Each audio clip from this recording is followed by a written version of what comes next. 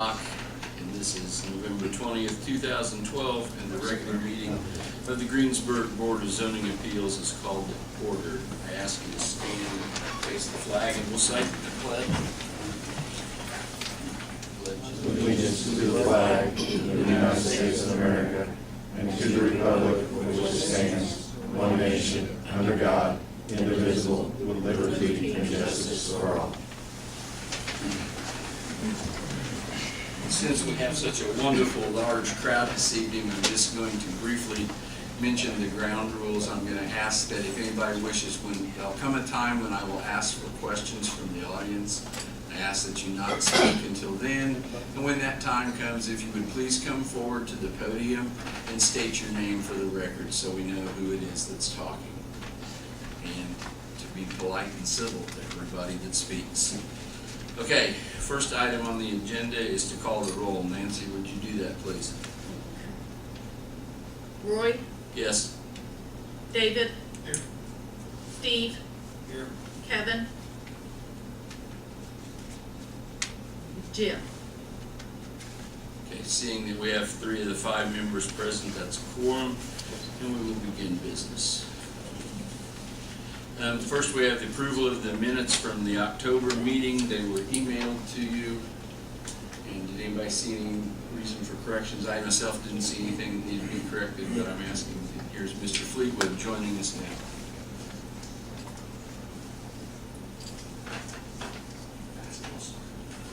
Yeah, I know. I understand.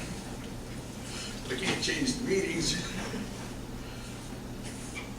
Make note that Kevin Fleetwood has joined us. Okay, we're back to approving the minutes of October 16th meeting. If no one found any objections, I would accept the motion that we approve the minutes. Do I have a second? Okay, motion's been made and seconded to approve the minutes from the October 16th meeting. All those in favor signify by saying aye. Opposed, same sign. And hearing none, they will be accepted. Next item on the order is old business. And we have Scheidler Monuments, permanent use variance request. Petitioner was granted a 1-year use variance to operate monument sales business in an R2 residential zoning district at 703 East Main, as returning after said year to request a permanent variance to operate their business. Any other business wanting to locate at this site would need to apply for their own variance for that particular use. You'd come forward and state your name, and then we'll talk about, well, I don't think you're actually open for business yet, are you? Well, actually I am. Oh, okay. My name is Dan Scheidler. I'm here with my wife Diane. And as stated, we wish to run our monument business out of 703 East Main. We've actually, to answer your question, about the middle of September, we have 14 monuments displayed inside at this point. And we've got the front 2 rooms of that building completed. And actually I have been open for business at this time. The exterior is pretty much completed as far as landscaping. I do have a little bit more to finish there before installing an outdoor display. That'll be amongst the landscaping once I get that completed. All right. Any questions for Dan from board members?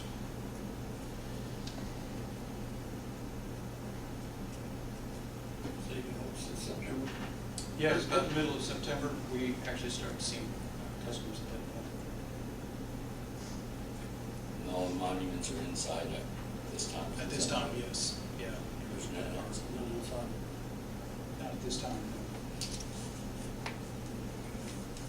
There's going to be some outside there, won't there? Yes. Yeah. If you've gone by and seen where I have that pad prepared, I'm going to put a ground patio there. Is what that is for. And then I'm going to be putting probably some either shrubbery or fence row along that outer edge of that before I install that display. So I would say probably about spring finishing that phase up.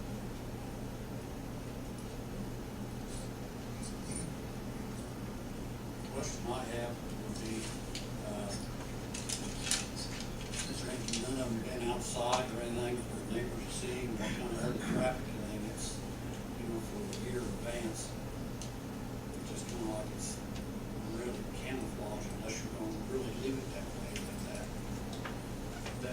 be camouflaged Yeah, and hidden? most of it, yeah.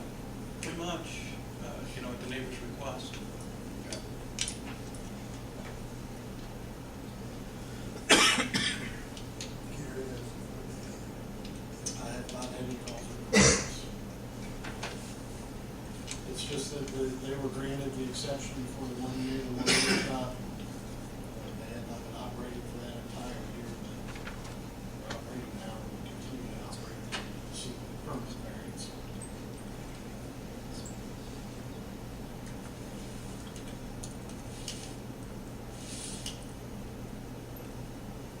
Anybody from the audience have any questions? Could you, Dan, would you let him come forward and state his name, please? And address your questions to the board, please. Alvin Blankman, I own the house at 629 East Main, immediately west of where Dan's putting his business in. I don't know if it's as much of a question as concern. We're here for a permanent variance. He admitted himself he's only been in business for a month or 6 weeks or whatever it is. So the effect of the neighborhood's not been determined yet. And also, he doesn't have his outside display done, which he had submitted a design to the board last time he was here. And my question is, I guess, if he is given a permanent variance without the outside displays being done, does he still have to adhere to that design, or is he then given carte blanche to do whatever he wants? I believe, I don't remember, but I believe that the temporary exception and the permanent exception would be required that he meet the outline that he gave us when he first approached us about putting the business there. I'm correct on that, aren't I, Tim? Yeah, he's gonna have to adhere to. Like I said, he submitted a design with his proposal, and I just didn't know. Right. If No, it's he- not he done, if he doesn't- can just go ahead and do No, what he wants to. he can't change your mind. Okay, that's all I got. All right, thank you.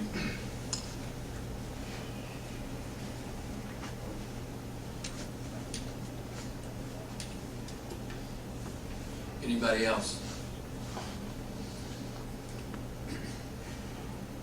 Hearing none, I will entertain a motion to grant the permanent exception. I'll make a motion that we accept the monument, drawings were rolled up and everything, stay the same. Okay. Do I have a second? Second. All right. Motion's been made and seconded that we grant the permanent exception, providing that they, of course, do what they said they would do, and I'm sure Dan will. Nancy, would you call the roll?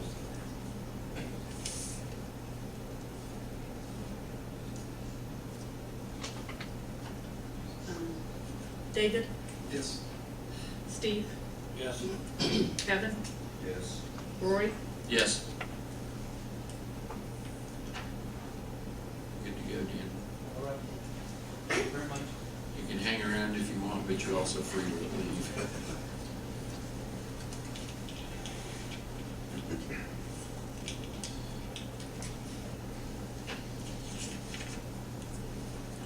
Next item is Sewing Express, permanent use variance request.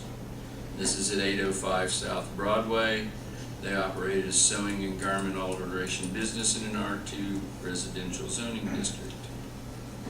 Again, as before, any other business wanting to locate at this site would need to apply for their own variance for that particular request.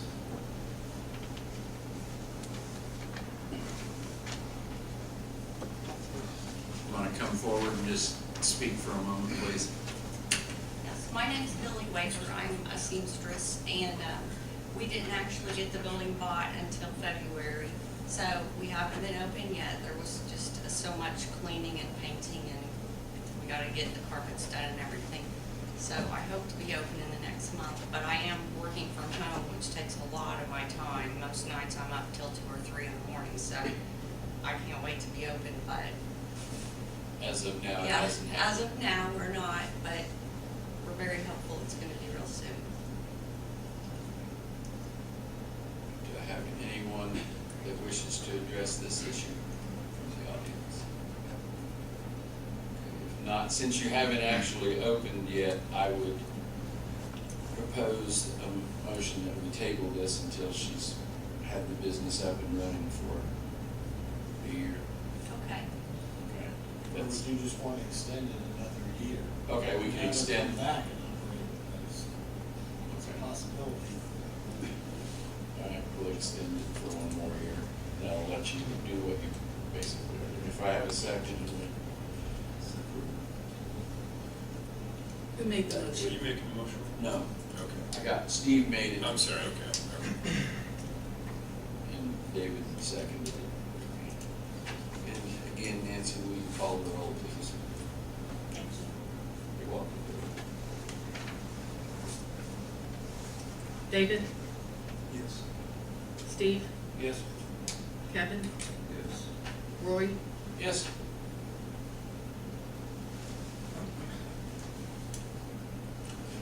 Okay, Billy, same with you. You're welcome to stay, but you're not obligated to by any means. Thank you so much. Have a good Thanksgiving, everyone.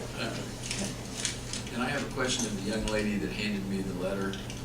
What property, it doesn't say on here which property this actually refers to. It's the first one on the new business. Okay, I assumed that, but before we got there, I wanted to clarify that with you. Okay, next would be Brian AmRhein, use variance request. Parishioner wishes to operate a home-based internet business out of his home, 1505 South Millhausen Road, which is located in an R2 residential district. Brian, you want to come up and tell us what you have in mind? My name's Brian AmRhein. Requesting variance for the residential home with single dwelling. I'm not going to sugarcoat it, but wanting to run a internet business concerning firearms. In order to receive the federal firearms license, I need approval for the variance. And at that time, I can operate the business. I have several different models in mind. Just right now, I just have to choose one, which one I would like to do. But currently, right now, it's not going to be a traditional gun store where you walk in and there's firearms everywhere. It's just going to be someone makes a purchase online. I order it, comes to me, and since everything's paperwork is cleared through federal and state regulations, it will then be sent out immediately.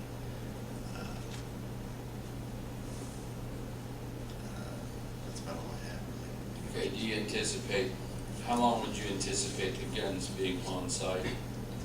No more than a week. And we're talking just like one or two. Basically special orders.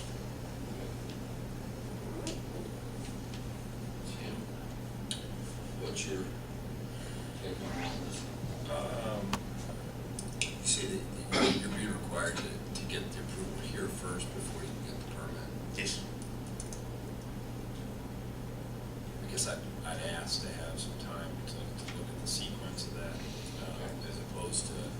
as opposed to being permitted and then coming here and with all the permits available. I guess I'd like to look at that sequence if I just have some time to research that if I may.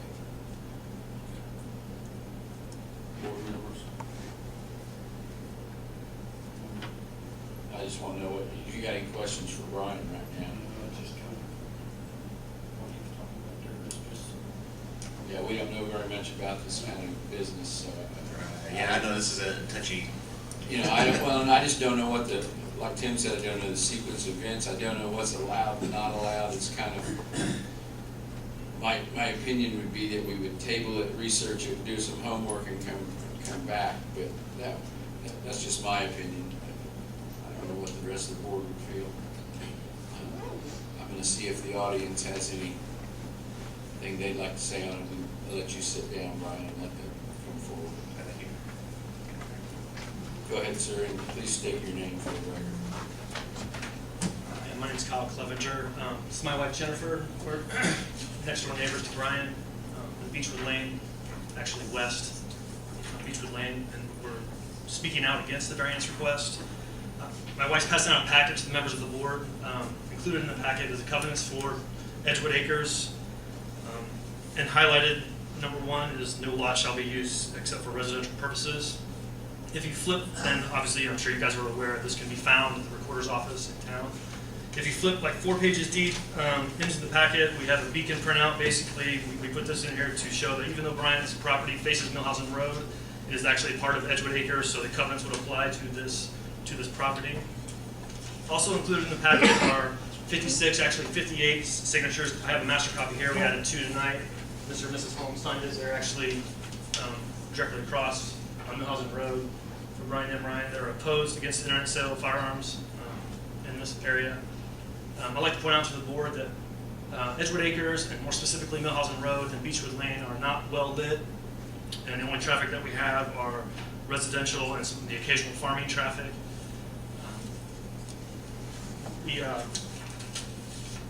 I would ask the board to please encourage Brian AmRhein to take this business to a much more public and well-lit area, maybe Lincoln Street or the Square or any other business district. And that's basically all I have right now. All right, thank you. Again, this would go along with the things that I have talked about doing some homework and research on this, because again, I'm not qualified to speak on what the internet, when you're doing something via the internet, is that, what kind of traffic is that gonna have at the home? I feel I need to look into this more. Anybody else in the audience? Yes, ma'am, please come forward and state your name.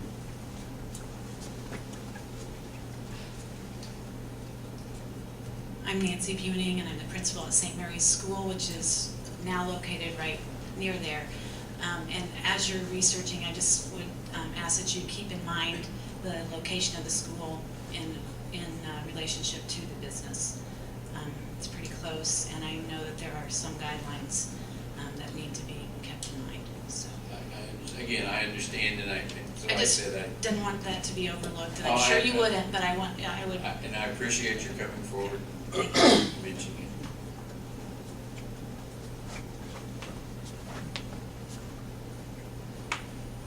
Anyone else in the audience? Yes, ma'am. Please come forward. Good evening. Hi. My name's TJ Grivey. I live in Millridge Estates. As a parent of 2 young children, I just highly discourage you to let this happen. We live very close to Brian, and I can tell you, as a parent and as a person in this neighborhood, we are highly against this. Our entire neighborhood is not happy about it. My children also attend St. Mary's School. It's kind of got a lot of us upset, so I would just really encourage you to think this through before you would approve any type of variance of this sort that would contain firearms this close to a lot of young children. That's all I want to say. Thank you. Thanks.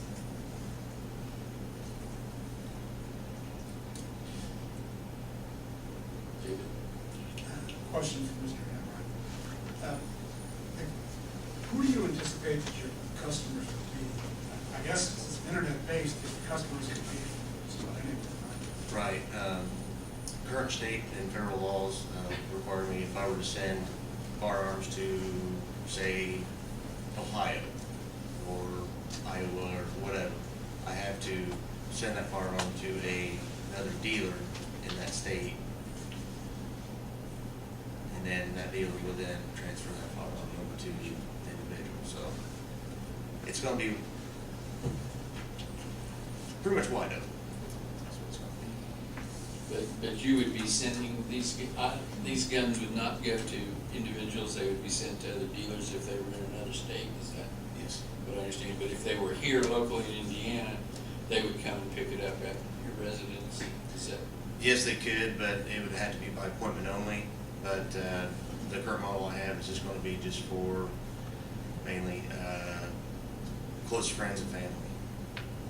And then, like, this is just going to be a temporary thing until I can accommodate myself for a bigger facility or what I need. questions from the board? Just 1 second, I'll come back. I think we don't. Ma'am? I'm Jenny Clevenger. We actually spoke with the ATF today, and they indicated that anyone that obtains an FFL license has to be registered, their business address has to be registered with the ATF, which is accessible to anyone that has the internet. And you have to have posted business hours so that anybody who wants to be your customer basically can show up to that business anytime, and also so that they can come in at any time and check, make sure you're abiding by the rules. But that means his business is his home, which means his address will be accessible to anyone looking to buy guns. And so that is I understand. so. Thank you. So I guess from what I've heard, we all want to do a little more research on this before we make a decision. Would someone give me a motion to table it?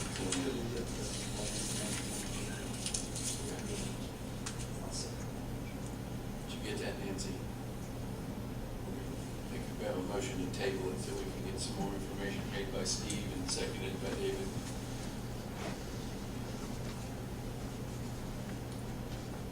Then I'm going to ask you to call the roll, please. Roy, Yes. David, Yes. Steve, Yes. Kevin, Yes. All right, Brian, so we're going to do some more research, and next month's meeting we will make a decision, and that goes for all of you in the audience too that want to, again, you're more than welcome to come back and speak on it again, and we will make a decision next month. Okay, just to let you all know. And again, you're all free to leave if you want, that you were here for this, but you're also welcome to stay.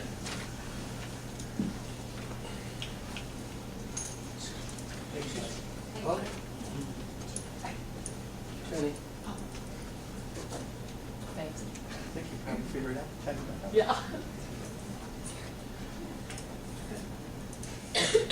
Now we're going to move on to the new business.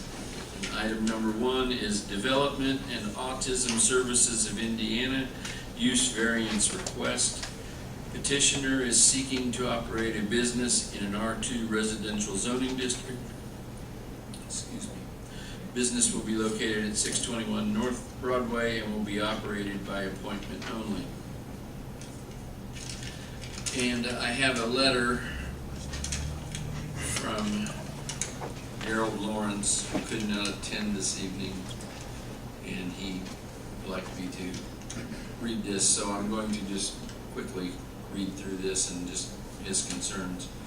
His says, "My concern is with entering and leaving the back of the property, with the front of the garage being approximately 8 feet from the edge of the alley on the north side of the drive to the back door of the house, and the neighbor's fence to the south of this drive being approximately 3 feet from the edge at the alley and only having approximately 15 feet between them, causes vehicles entering or leaving the property to swing out to the west side of the alley to make the turn in or out, thus driving on the lawn and walk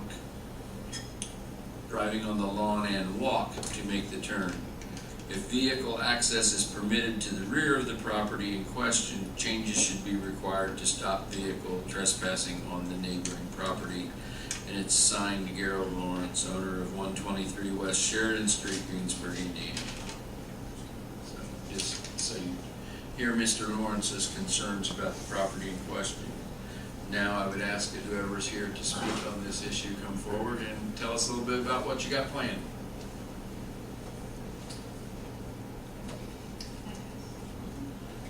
More handouts. It's all right. My name is Libby Caswell. I'm a behavior analyst and also executive director and owner of Disability and Autism Services of Indiana. Okay, disability, not Yes, development. so that's my- correction. Okay, thank you. My brother, Chris Springmeyer, is the current owner of the property, and I have a letter on his behalf. He couldn't make it. He is at the fire department tonight and was unable to attend. That letter just states that he gives consent for me to speak on behalf. He is the current owner of the property, and we are looking to get a use variance if we contingent upon the purchase of the property. He's still in the process of remodeling that property, so we haven't purchased it yet. So, but we are an outreach therapy company providing ABA and speech therapy, occupational therapy as well to children with autism. We're an outreach, so basically our clients are from as south as Burlington, Kentucky, and as north as Kokomo, and as west as Terre Haute. We currently serve about 25 clients, children, primarily with autism and other disabilities. We only have a few clients in the Greensburg area at this time. Since we are outreach, we do plan to stay that way, because wherever the children are that need services that pop up, that's where we can go. We can build teams around them. So this office would be primarily for kind of behind the scenes office, billing, people making copies, and also some therapy appointments as well. The hours of operation would be Tuesday through Friday, 9 a.m. to 5 p.m. And they are, like I said, would be appointment only. So all business is kind of everywhere. We kind of need, we currently have an office in Fishers where, we might have 2 or 3 people there at a time, some trainings, but it's not going to be high volume therapy. It's just primarily for business, billing, and office behind the scenes things. Okay, when people come to visit you, where would you anticipate their parking? In the rear or on the street? I guess either. I know there is good parking behind it. There's a garage with 2 parking spaces. Also, there's some gravel and also a kind of nice backyard that could also be used as well. So maybe both, if possible. Okay, well, concern of Mr. Lawrence was that when exiting the property, your location, they might be over in the neighbor's yard, so to speak, with their vehicle and do damage, not meaning to, but just the traffic. And I guess we want to make sure we address the concerns of your neighbors to having that situation.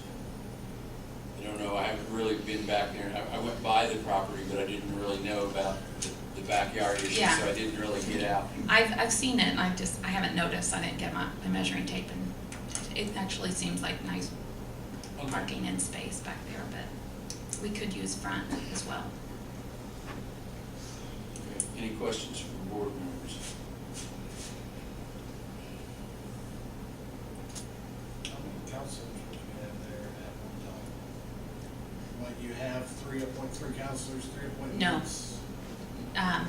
Well, we might have, say, maybe if there was an appointment for a speech pathologist and maybe behavior analyst and a client or 2, there wouldn't be high volume. No more than... There could possibly be 3 or 4 cars at the location.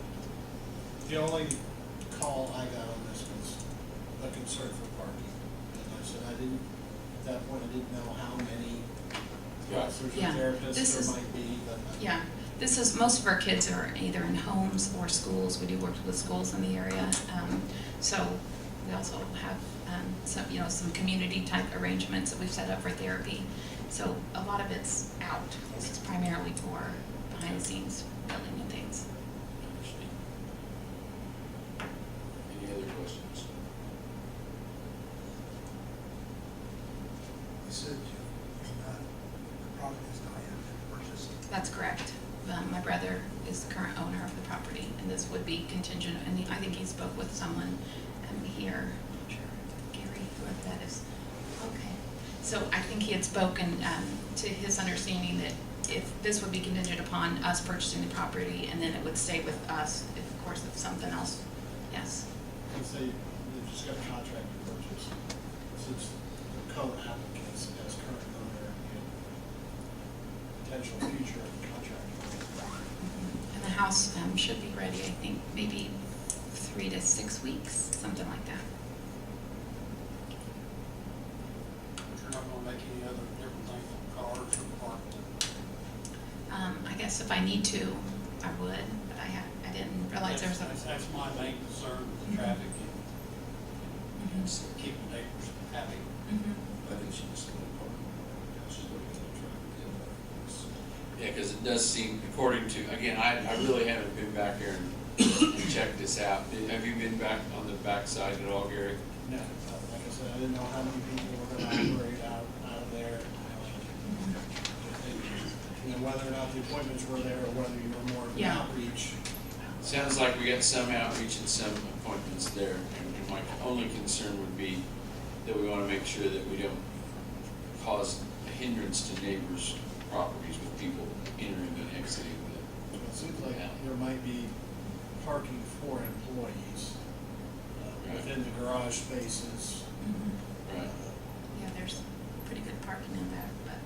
As long as that's That's right. used, a lot of times garages are used for storage and not Right. And parking, so I agree. any other questions from board members?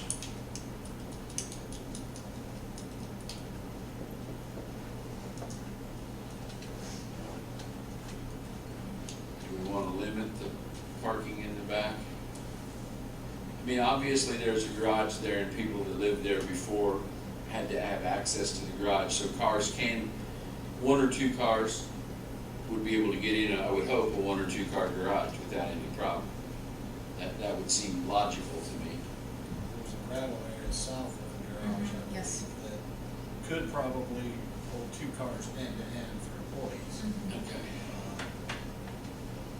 Again, it would be probably walk-in traffic, and the front door would probably be where most They would probably. clients would come in, so they would most likely be looking for parking on Broadway. That's, yeah, that again seems logical. We would make no modifications to the structure, maybe a sign out front. So people know where they're. As we know from signs, that's important to be able to have. Dimensions, parking spots, and everything.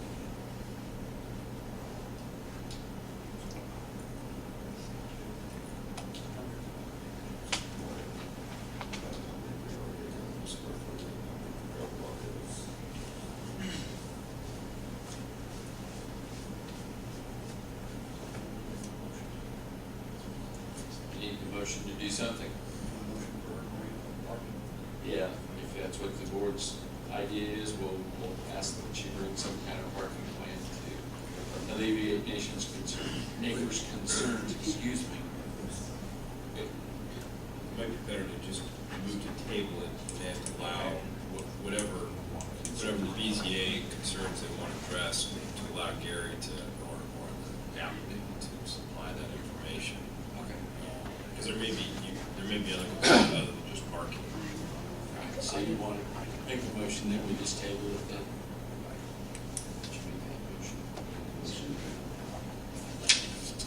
Motion's been made and seconded to table the issue, and then you or Gary will get back to us next month, and we'll have a better idea of how, maybe Scott can go look at it, make sure that if we're gonna have handicapped people there, maybe, I have concerns about fire access in that too, if there's a couple cars back there. Yes, Scott?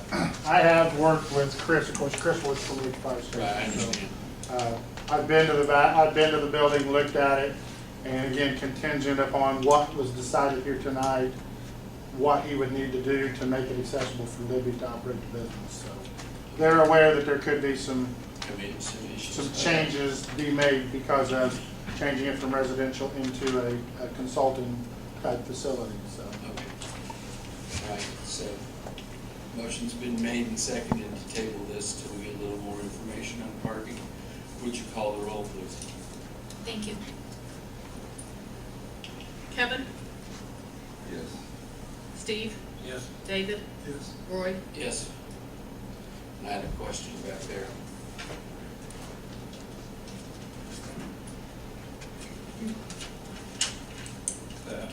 My name is Dick Lasser. I live at 615 North Broadway, which is a property immediately south of the property in question. Mr. Lawrence has some legitimate concerns. My fence has been damaged before. I don't think it would be a problem if they make some modifications in the back. but that would be the only handicapped access right now would be through the back. So that would be clients coming in as well with the steps in front. I just have one question. The permanent staffing would be how many? Probably would be one person there Okay. during those hours. Okay. Since this motion is being tabled, will we receive another letter for the rehearing of it? No. Okay, so it'd be Okay, just your next. notice would be tonight that we tabled it. And when will our next meeting be? Does anybody have a calendar? I don't have one. December 18th. What is it? I think it's the 18th of December 18th. December 18th. Okay. Okay, thank you. All right, thank you. So moving along, we're at Menards. Parking and signage variance requests. Petitioners seeking to provide 415 parking spaces versus 1,082 required by ordinance. Petitioner is seeking a variance to have an electric message center on its interstate sign. Total interstate sign square footage is 600 foot versus 500 foot as currently required by ordinance. Do I have someone here from Menards?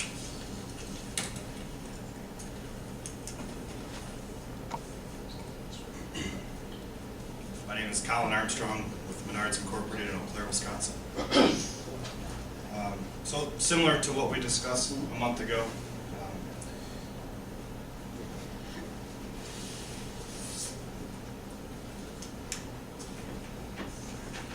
on East Freeland Road, would you like me to pull one out for you to look at? We're looking at building a new Menards store.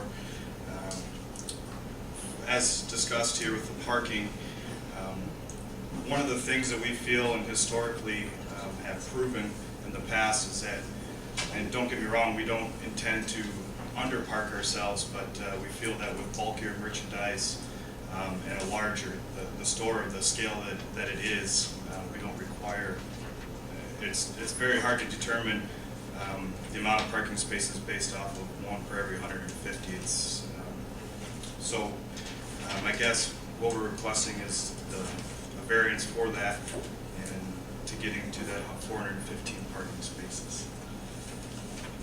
A couple of the other reasons, larger aisles, they constitute a larger square footage of the store, larger display items. So the 415 is where we came up with this particular site plan. The average is anywhere between 400 to 440. So.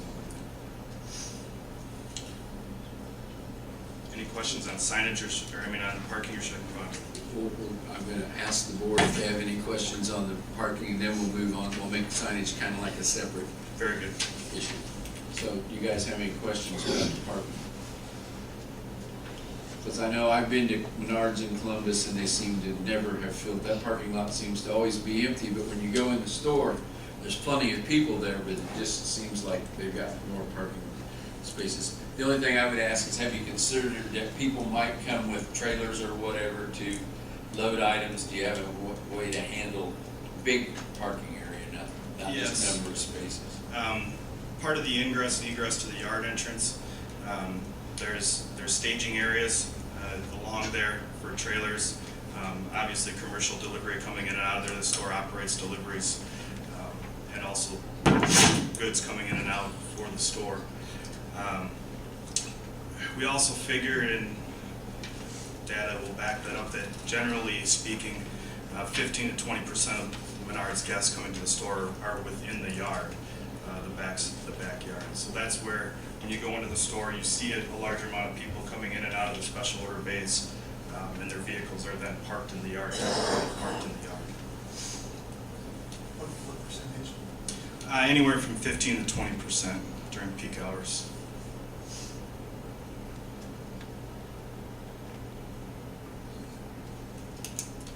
Any other questions about the parking? No. I'm going to hold questions from the audience till the end after we've discussed both issues, if that's all right. Okay, I think we can move on to signage.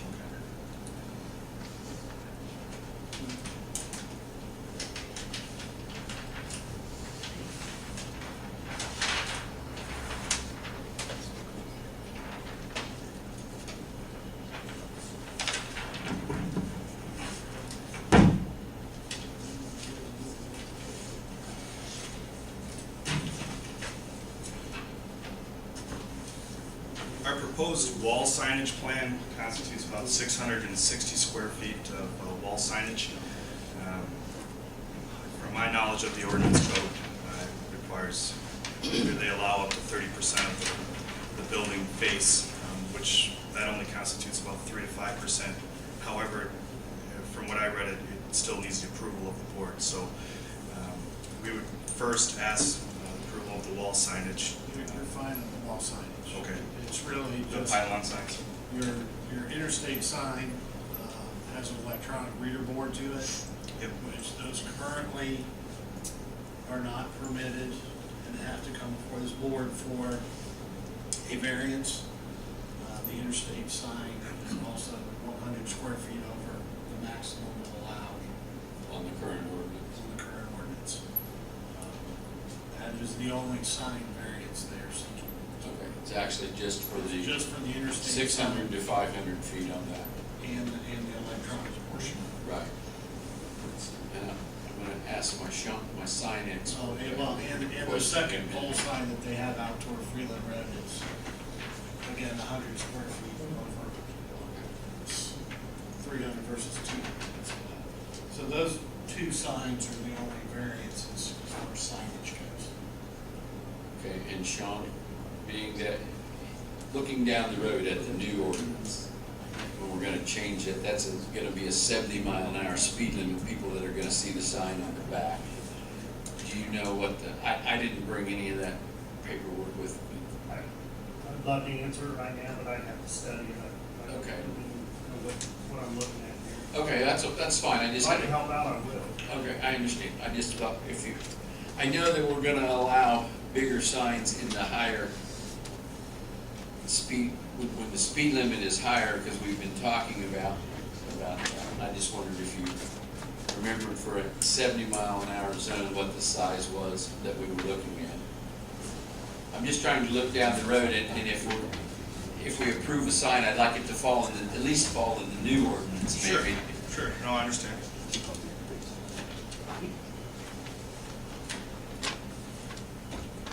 If you have that, if not, Sean, that's fine, we can proceed on, I just thought you might have that. So we're 100 feet over, right, Gary, on this? 100 square feet I on mean, both 100. sides. Right. And I don't know, the new sign ordinance really contemplates 70-mile-an-hour speed limits. I mean, It we goes up kinda- to 55, Right. what we've been looking at, not that we've had anything. Well, normally you wouldn't, there's no state requirement or anything, because it'll be visible from the interstate, or is there? There will be some NDOT permit requirements. But it depends, again, I haven't seen a final location, but it depends somewhat on location to Right. the right-of-way fence. So I haven't really seen a dimension to the right-of-way. Do you happen to have that with you, Colin? Yes, sir. Okay, thank you.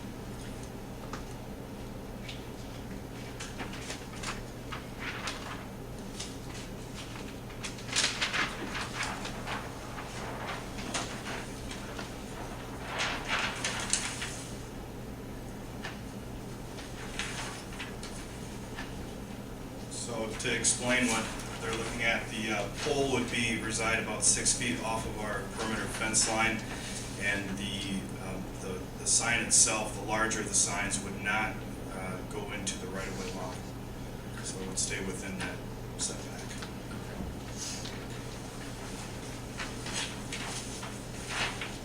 Have you talked to NDOT about this? Do they have any concerns that you're aware of? I have not. One of the things that we're looking at right now is because of the billboard signage along there, to find out what the space requirements are. So we've begun researching that. Okay. Because I know they'll, regardless of what we do tonight, they'll still have final say on that, being that it's visible from the interstate. Sure. Any questions, board members? I know you're looking at the drawings. Do you have any other questions about this? Concerns, feelings, emotions?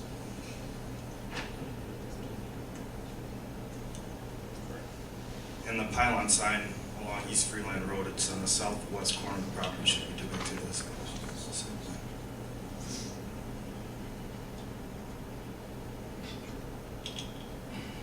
I apologize, it's cut off, I see.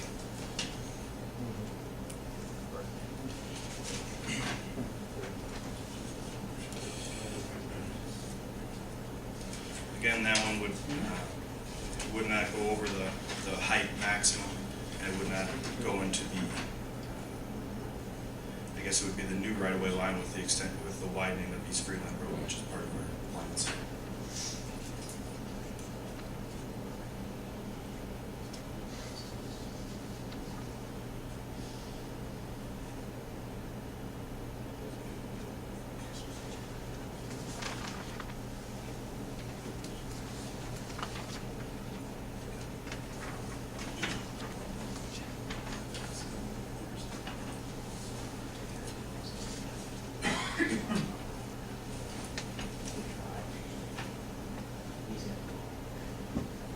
Any other concerns?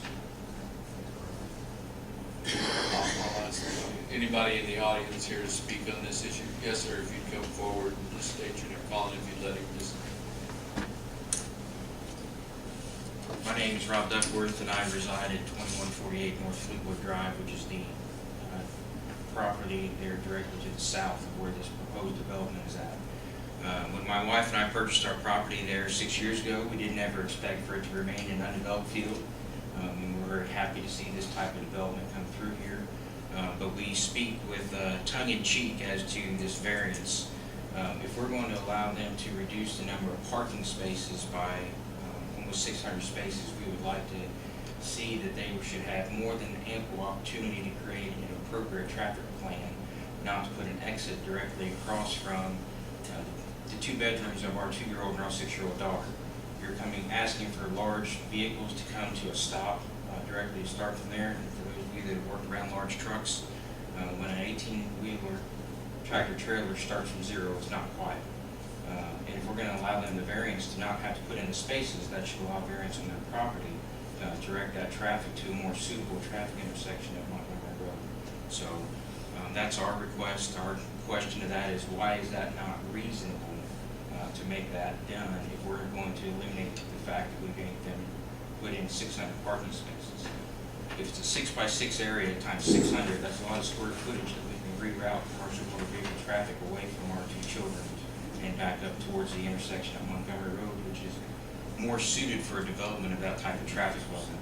We already have considerable traffic issues when someone tries to make a left-hand turn into Waffle House at that intersection, and we hear the same startup traffic from that when it backs up and people get backed up on Montgomery Road. So that's our concern, and we would ask that the board take that into their decision-making if granting this variance of why we cannot reasonably accommodate that redirection of commercial traffic.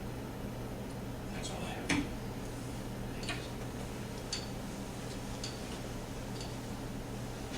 What is the current plan for traffic entering and exiting? Where would it be? If you have, I'm sure you have something on that.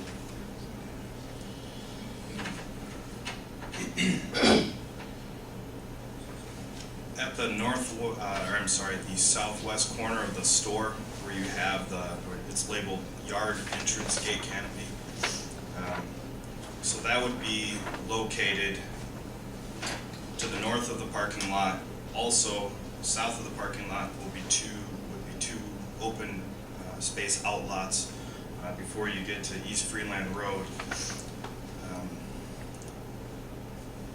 Typically, once they come into that up to that yard gate entrance, there's sufficient room there for semi-traffic to be stacked up once it enters into the parking lot, giving it size. And it's also, once they get into the yard, then most of that starting and stopping is confined at that gate location.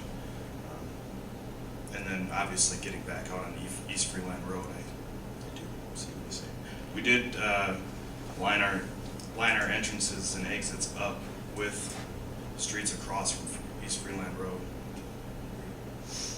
I thought I saw that in the last plan. But all your semi-traffic will be coming in, don't they?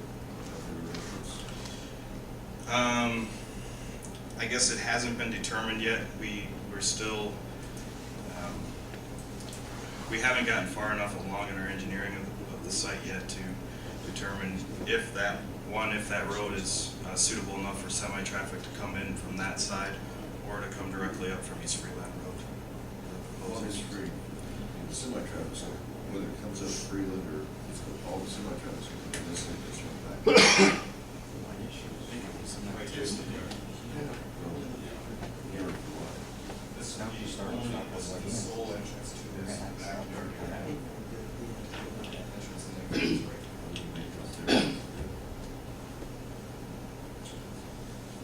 We've been discussing that to utilize Montgomery Road. Like I said, we haven't had a chance to see if that road right now supports semi-traffic.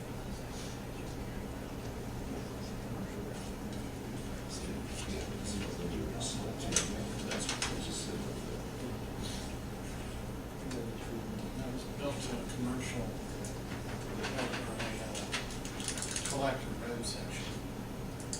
It's not a residential local street, but that went in with a little beefier pavement section of the local road. Okay.